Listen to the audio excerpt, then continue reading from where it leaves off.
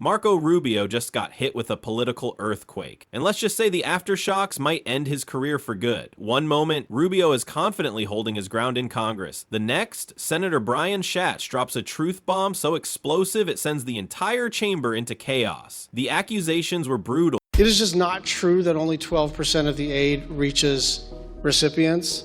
The way you get to 12% is it's 12% local NGOs. So that is excluding CARE, that is excluding the World Food Program, that is excluding Catholic Relief Services. And so if you're going to count that as like overhead or inefficiency, Secretary Rubio, you and I have honest disagreements. This wasn't just a heated debate. This was a public dismantling, and by the time it was over, Rubio wasn't walking out on his own terms. Let's break down what just unfolded between Senator Brian Schatz and Secretary Marco Rubio. Thank you, Chairman. Thank you, Ranking Member. Secretary, thanks for being here, and I appreciate our ongoing dialogue, even if we're in some disagreement about a number of things. I want to ask you, and I'm going to try to work the senator out of you here, a bunch of yes or no questions. They are not trick questions. Schatz came in swinging, grilling Rubio over his careless approach to foreign aid and demanding real explanations about how his funding cuts could hit the world's most vulnerable communities. Are you still the acting USAID administrator?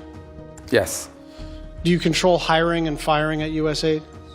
Yes. Well, I delegate the authority to an administrator, but obviously, yes. And you control hiring and firing at state?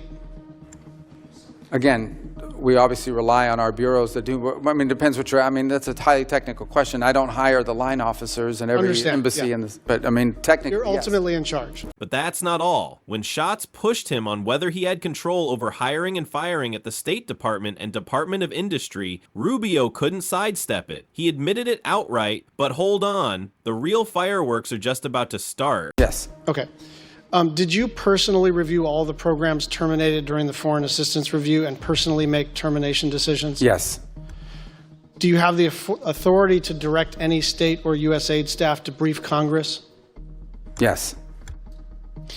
Can you have Mr. Lewin or you come back to Congress and talk about USAID in the context of the coming end of the federal fiscal year and SFOPs and appropriations? That's already planned to do that, not just him, but others, because we'll have to update you on that, on our reorg organization. He also revealed he's weighing the idea of cutting aid completely and confirmed he has the power to bring it before Congress, but then complained that no one has acted on his plans yet. In plain terms, he's got the power, he's got the plan, but he's annoyed no one's rushing to make it happen. My staff has sent 200 unanswered questions, 200 unanswered questions about this much paper.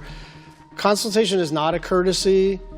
It is required by law, and we have now 200, and these are perfunctory. What are you up to? What does this mean? This is the kind of normal pace of operations. Radio silence.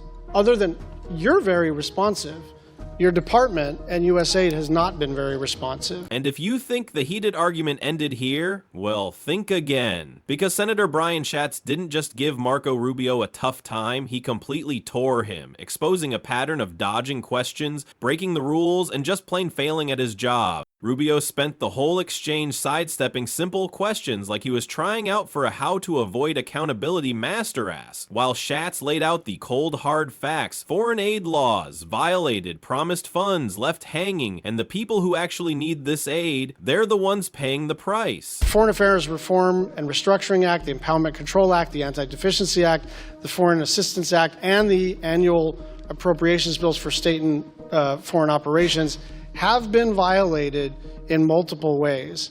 On March 12th, you wrote, "We plan to engage Congress as required both by law and reality before we start drafting a plan to bring USAID over under state." That did not happen.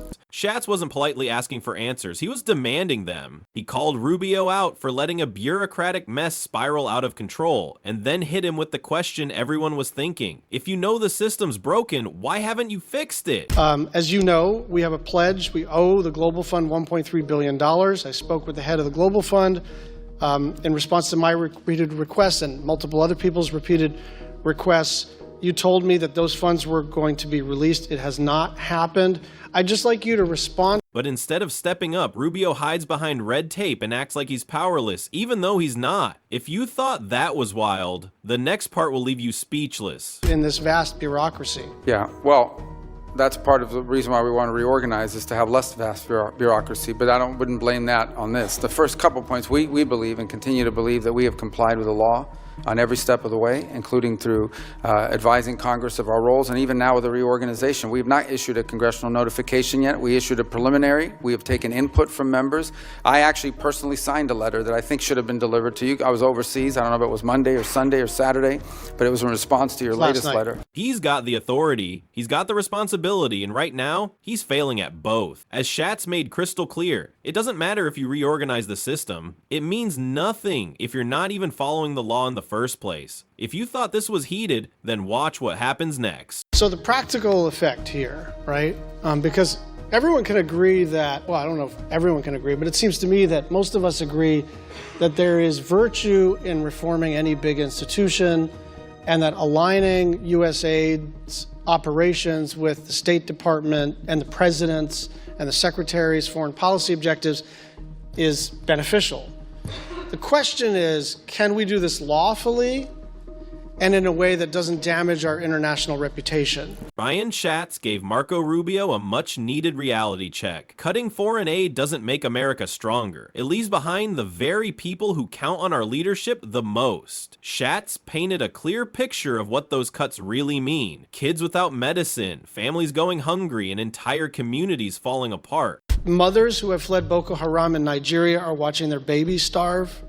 Children in South Sudan are dying of cholera. Families are dying because they have been cut off from their HIV medications. There are about 103 deaths an hour. And so we can talk about the reorganization of the State Department. And this isn't just about doing the right thing, it's also about smart strategy. Schatz didn't just criticize, he called for both parties to work together on a foreign aid plan that's effective, legal, and compassionate. On some level, that's water under the bridge. But what I want from you is a commitment to try to get an appropriations bill that is done on a bipartisan basis that reconstitutes the foreign aid enterprise. I think we can do fewer things. I think we can be more narrow in our focus. But that wasn't all. Schatz held Rubio accountable for his actions, and rightfully so. But what he said next will blow your mind. But you are pushing on an open door, and instead of pushing on that open door, you are lighting the room on fire. Maybe that was not your intent.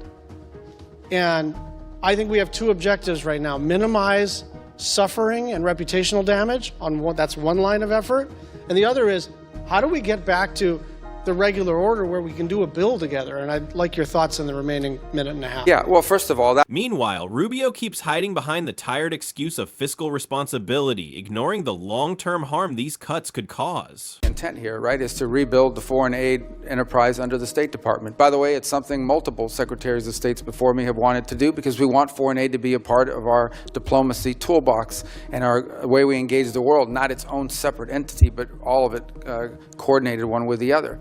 So that's our hope on the reorg, and that's what we're trying to endeavor towards. I also don't think it's fair, by the way, you highlighted a couple points, like in South Sudan, there's distribution problems there. It's not just a program. PEPFAR is 85% operative right now. What Schatz is pushing for isn't handouts, it's smart policy that actually helps people while serving America's interests. And if Rubio can't see that, maybe he's not the one who should be in charge of aid policy in the first place. So you touched about HIV medication. Secretary, you are required to spend 100% of the money, not 85% of the money. But 15% of that is funding of programs that we've canceled. We're going to cancel those programs we've rescinded because they don't reach the purpose of those are elements of individual programs, for example, that were not meeting the mandate of the program. They were not being delivered. We just the other day at the embassy level in Namibia identified fraud. Brian Schatz tore apart Marco Rubio's so-called foreign aid strategy, or really his lack of one. Let's be honest, slashing aid across the board because of fraud or inefficiency isn't strong leadership. It's lazy lazy policymaking. And if you thought it couldn't get any more intense, you're in for a surprise. Millions and millions of dollars of U.S. aid was found on the store shelves being resold into the marketplace. It was our ambassador who discovered it. We tried to work with local authorities to fix it, and it was not fixed. And he was weeping at the conference while announcing this decision because he'd hated to do it. In some of the places you highlight, it's important to remember, even if the money is distributed, sometimes it cannot be brought out. The aid does not reach people because armed elements in Sudan, in South Sudan, are impeding aid from reaching their intended recipients. It's a very complicated world in terms of the delivery of aid.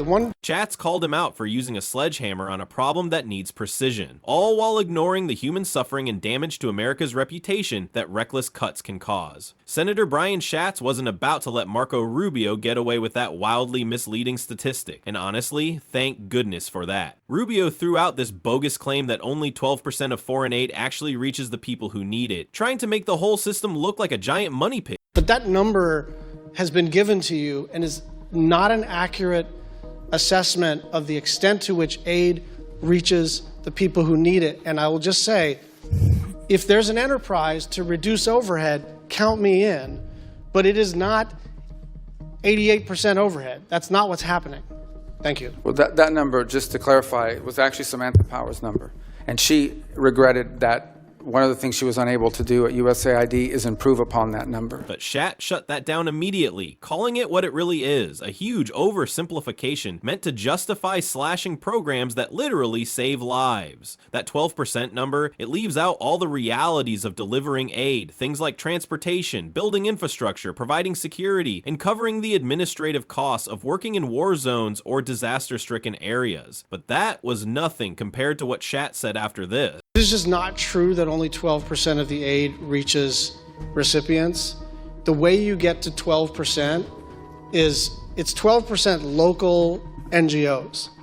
So that is excluding CARE, that is excluding the World Food Program, that is excluding Catholic Relief Services. And so if you're going to count that as like overhead or inefficiency, Secretary Rubio, you and I have honest disagreements. Anyone serious about foreign policy would understand that Schatz pushed back hard because he knows what's truly at stake here: lives, stability, and America's reputation around the world. When Rubio uses misleading numbers like this, he's not just bending the truth, he's undermining decades of humanitarian and diplomatic work for political points. Schatz made it clear facts still matter and foreign aid deserves more than lazy math and empty talking points. So what's your take?